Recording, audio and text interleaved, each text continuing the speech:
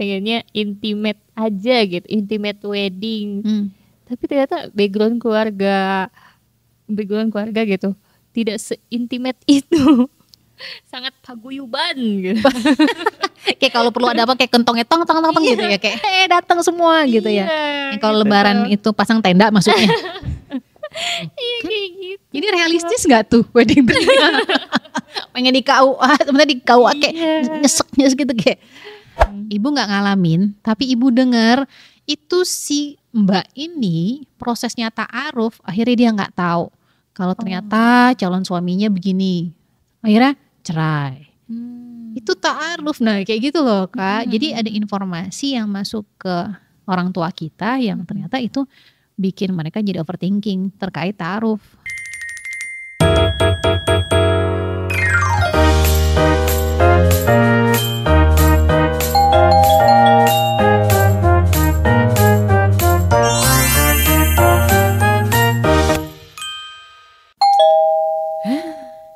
Dila mana lagi nih? Tadi suruh dateng guys.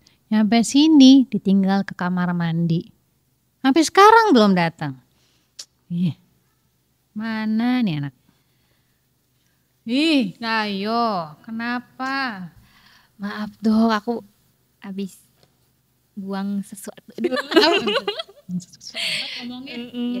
Deg-degan soalnya dong. Kenapa? Kan kamu yang manggil, ayo dok sini, aku belum selesai gitu. Soalnya bahasan hari ini tuh ngomongin tentang ibu.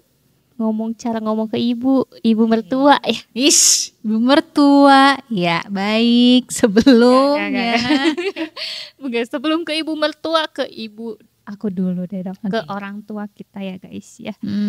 Ke ayah, ibu, siapapun nanti wali kita ya. Asik. Ya gitu dok. Sah. Sah. Ih, sebelumnya. Iya dong.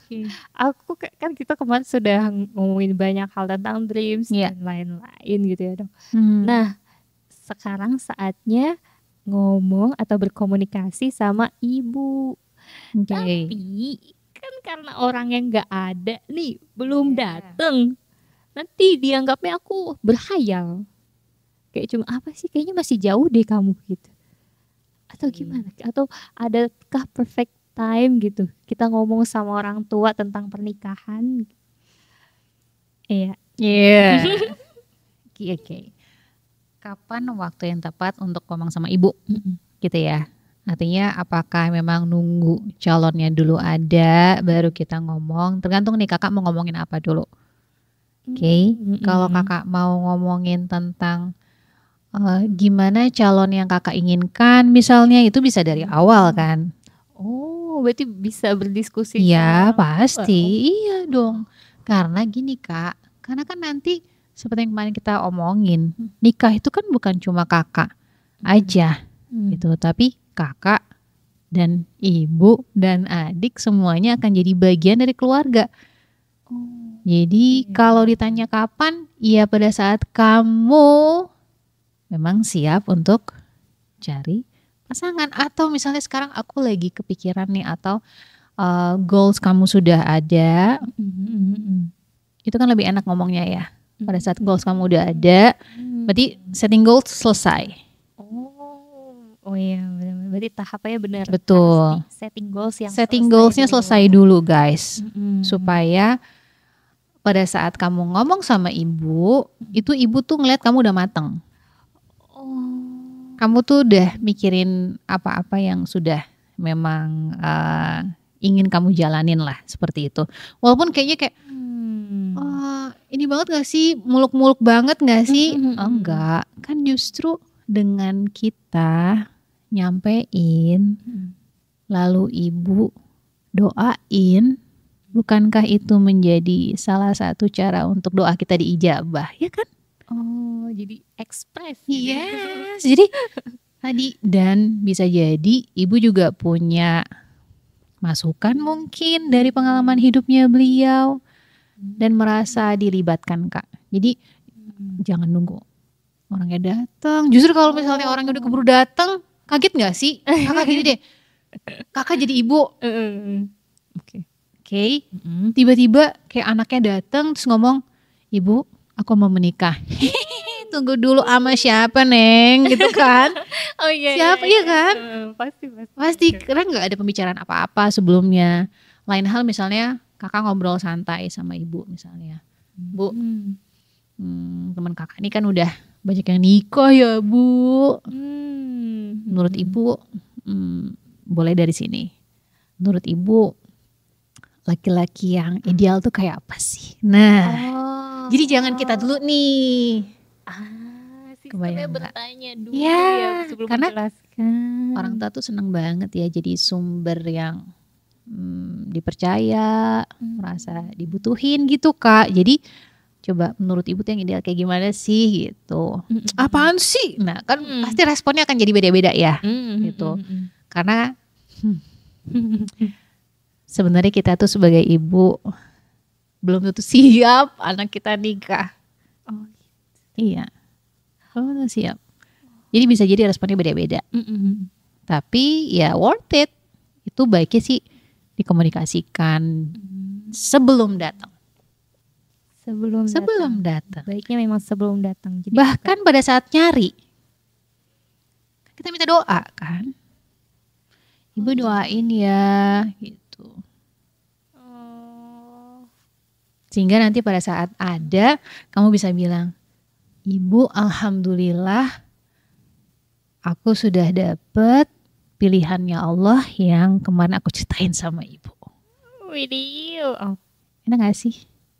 Dibanding kayak tiba-tiba, "Ibu, aku mau nikah." Jeng-jeng. Kayak aku kalau jadi ibunya kayak, berarti apa yang harus aku siapin gitu. Langsung gitu. Karena yang namanya orang tua kan pasti gini Kak. Anak nikah tuh gak cuma nikah, oke, selesai happily ever after. Enggak. Biaya, persiapan mentalnya dia untuk ngelepas kamu. Apalagi bapak ya, gitu ya. Kalau seorang ayah itu kan, maka pada saat ijab kabul, maka di saat itu juga semua tanggung jawab seorang ayah itu pindah ke suami. Oke. Semua. Ya. Dosa-dosa juga nggak dok? Dosa enak. Udah mau ngasih dosa aja. Ya artinya gini, suami itu nanti akan jadi tameng, akan jadi perisai.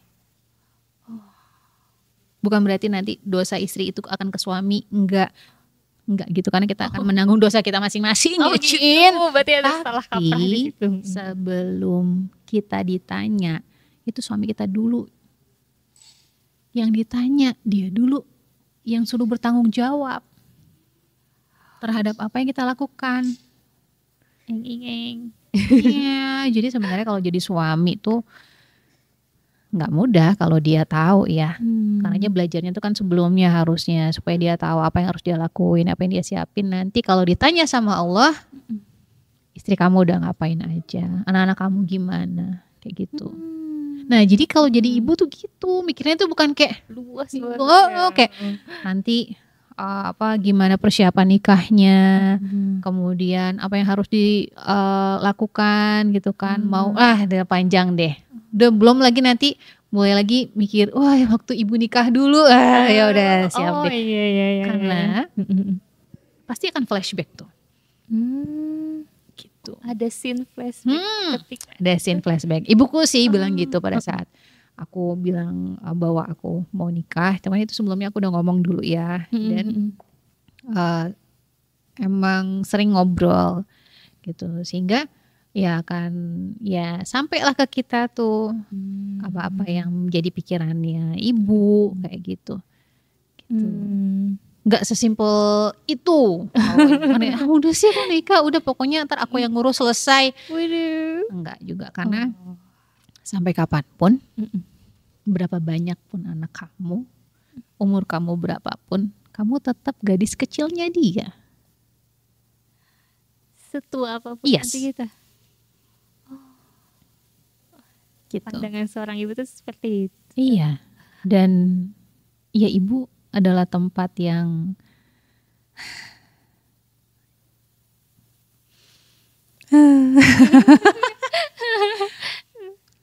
Paling terhangat untuk pulang sih. Itu yang kita pengen kan. Gitu. Ya gitu. Jadi masih bingung ngomong sama ibu. Maksudnya aku sih kayaknya kakak baiknya pelan-pelan udah mulai ngomong deh. Apalagi memang sudah berpikir ke sana. Kenapa nggak ngomong aja sambil minta doain. Ada batas usianya nggak? Ih aku udah umur 25 plus nih gitu. Wah ini kayaknya sampai ngomong nih aku udah 25 plus. Sambil minta doa deh gitu. Berarti itu boleh dong? Ya boleh. Bahkan saat kamu sudah memikirkan untuk menikah, nggak mesti umur 25. Oh iya ya. Iya kan? Nggak mesti umur 25, maksudnya even umur berapapun itu. Nah ya itu waktu yang tepat gitu yang pasti kamu harus udah balik ya. Jangan ngomong-ngomong nikah. Kayak aku kayak ada anak tetangga aku gini kayak iya aku nanti akan nikah sama si ini kayak bocil gitu ada. Oh iya. Jadi ya pada saat kamu sudah balik itu pembicaraan yang udah nggak tabu sebenarnya. Dibicarain. Gitu ya Bu. Jadi kalau misalnya anak kita tuh sudah balik gitu ya. Dan sudah mulai bicara tentang pernikahan, it's okay. Gitu. Boleh kan? Boleh. Tapi boleh kan, ya itu tadi kalau kapan ya kamu yang tahu waktunya. Pada saat kamu sudah berpikir untuk ke sana ya baiknya ngobrol. Gitu. Nah, kalau misalnya nih Dok, aku tuh ada background di mana proses ta'aruf tuh tabu gitu. Tapi pacaran mau gitu ya. Jadi kayak mungkin image tentang ta'aruf tuh agak kurang gitu. Nah, bilanginnya apakah harus menggurui gitu atau gimana ya bilanginnya biar aku komunikasinya tuh nggak jadi guru gitu. Maksudnya tuh nggak common lah buat orang tua kita yang dulunya nggak ngalamin itu kan. Iya dok.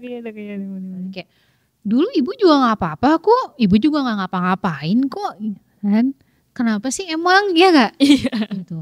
Jadi kekhawatiran itu wajar banget Kak, karena beliau nggak punya ilmu tentang itu.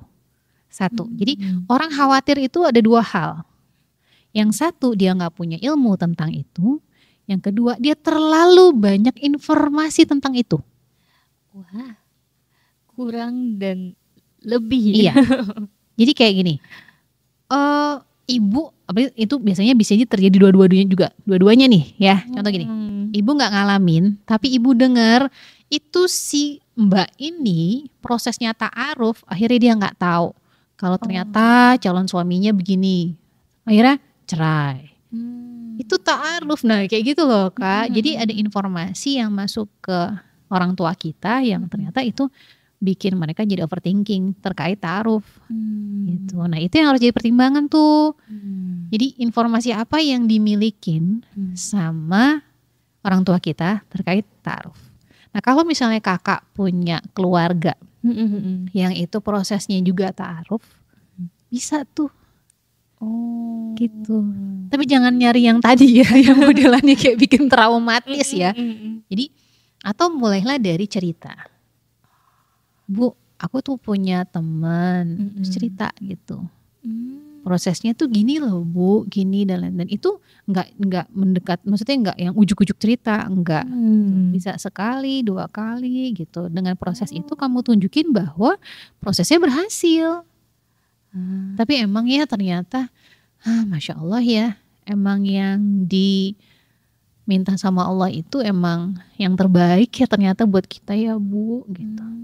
Karena kalau sekarang tuh nauzamin zalik, doain ya Bu. Jadi penyampaian kita itu bukan ngeguruin, tapi lebih kepada cerita. Gitu.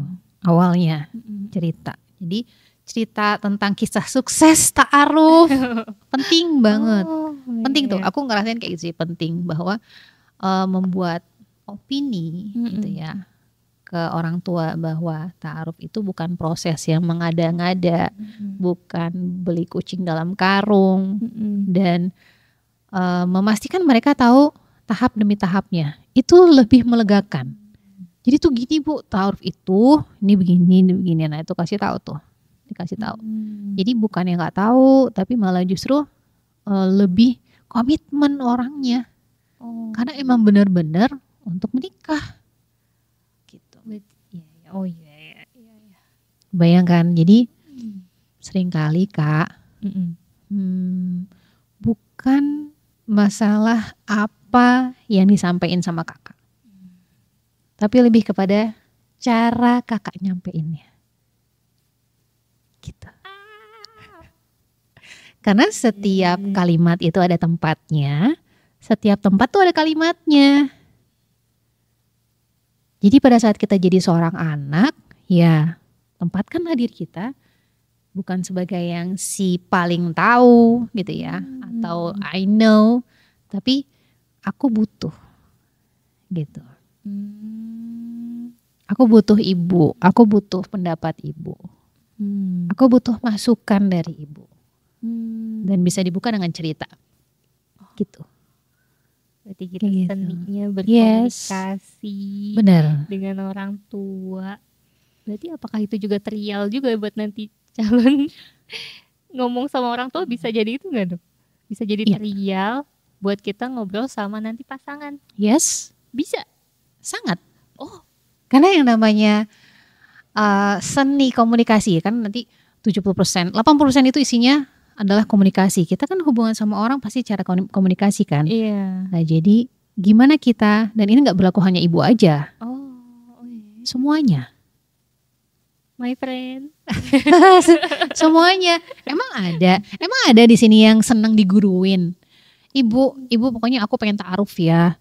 Ta'aruf itu yang diridoin sama Allah. Aduh. Terus maksudnya dulu ibu gak diridoin gitu. Kan ada kamu hasilnya gitu kan. Ini kan kayak gitu jadinya kan. Pokoknya aku gak mau ini. Pokoknya aku harus ta'aruf supaya Allah tuh ridho sama aku. Kayak. Terus nah itu jadi kita juga harus mikirin posisi beliau gitu ya. Yang mana mungkin beliau pada saat ketemu, misalnya ibu ketemu sama ayah gitu juga nggak melalui proses itu, dan itu baik-baik aja gitu, dan beliau juga nggak paham di situ gitu. Jadi posisikanlah diri kita seperti itu, dan pastinya yang namanya ibu ya, itu kan Allah kasih naluri berkasih sayang itu yang jauh lebih besar daripada yang lain. Maka pas ngomong tuh ya walaupun kayak nggak gue banget gitu, jangan lupa kasih sentuhan sama ibu gitu. Itu sesuatu. Kayak misalnya aku bilang ke kakak, kayak misalnya aku dari jauh aku bilang gini nih, Kak doain ya, sama Kak doain ya, beda nggak? Beda banget. Ya beda. Sentuhan, justru itulah cara Rasulullah mendidik. Gitu. Kadang Rasul memegang bahu, megang tangan, gitu. Dan memperhatikan setiap lawan bicaranya. Detail. Gitu. Ya, jadi sebenarnya semua udah contohin, cuma kadang kita maunya kita sendiri aja. Jadi gitu tadi. Karena semua ibu pengen, semua orang tua pengen anaknya bahagia. Itu aja sih. As simple as that.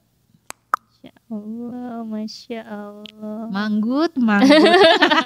Ibu-ibu bukan, tapi kok anak ya ikut ngangguk ya. Kak Salma langsung jadi kayak, ntar gue kalau jadi ibu, anak gue udah megang tangan gue udah curiga nih kayaknya. Mau kawin ya? Mau nikah ya gitu. Oke dok, berarti itu ya seni berkomunikasi memang kita harus diposisikan sebagai anak. Iya. Jangan menuntut guys ternyata. Iya, posisikan tetap kita anak walaupun kayak kita lebih tahu gitu ya, atau ya tadi kita lebih benar. Tadi. Semisal nih dok, aku punya wedding dream. Apa? Ulangi. Wedding dream. Jadi kayak impian pernikahan aku tuh seperti apa gitu. udah ada rencana gini gitu kan. Ternyata bertolak belakang nih sama orang tua. Aduh, kan sekarang kan zamannya ini kan Dok, kayak nikah di KUA aja. Nikah di KUA. Cuma itu nggak ada dalam sejarah keluarga nikah di KUA langsung, nggak ada gitu.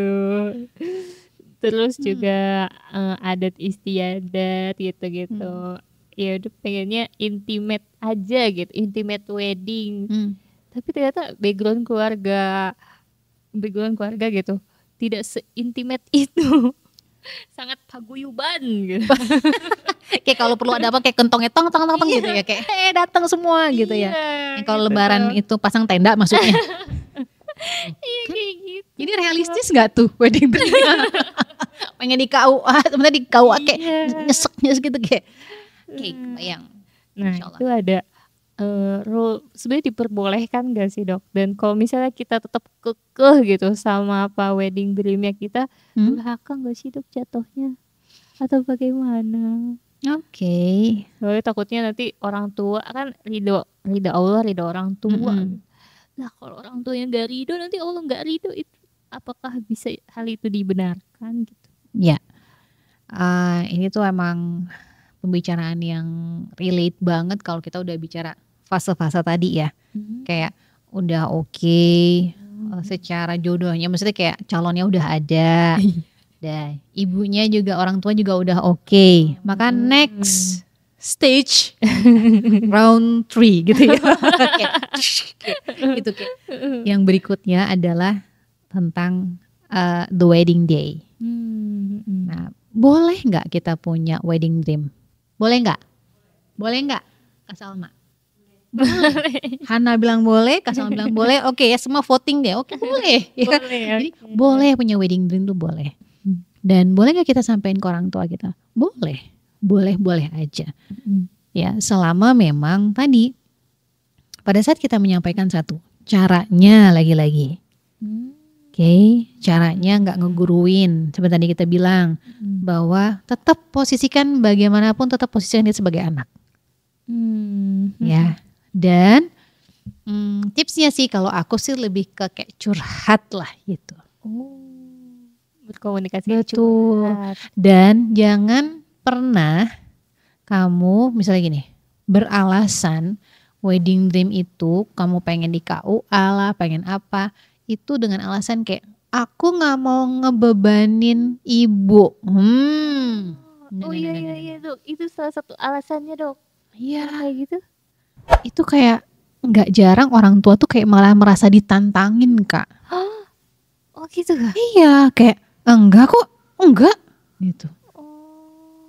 Enggak, ini nggak ngebebanin kok kayak. Dan malah justru itu menjadi ajang untuk, kalau kita salah ngomong ya, maksudnya child delivery-nya tuh nggak tepat, itu kayak menjadi ajang untuk orang tua kita tuh menunjukkan bahwa ini loh, the day yang mana aku udah ngerawat kamu dari kecil sampai hari ini kamu menikah, aku akan tunjukin yang terbaik buat kamu. Tapi menurut aku